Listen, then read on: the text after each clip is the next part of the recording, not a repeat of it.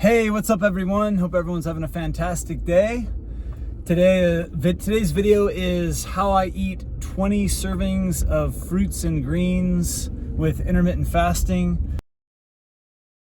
So a little what I eat in a day video. Right now it's noon and I just did my workout for today, which was a run. Ran a few miles down here around the Deschutes River in Bend, Oregon.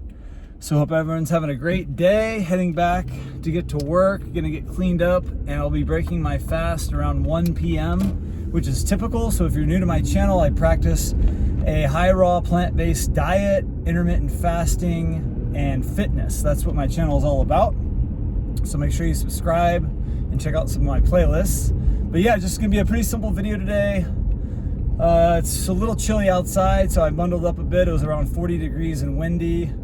This weekend we're going to start hitting 60s with sunshine, so I'm looking forward to that. Get some sunshine this weekend here in Bend, and we got the summer coming up real soon. And in a couple of weeks I'm going to be going on a little vacation, so I'm sure I'll do some videos from that too. But today I'm getting a lot of fruit in, a big salad, some other food as well.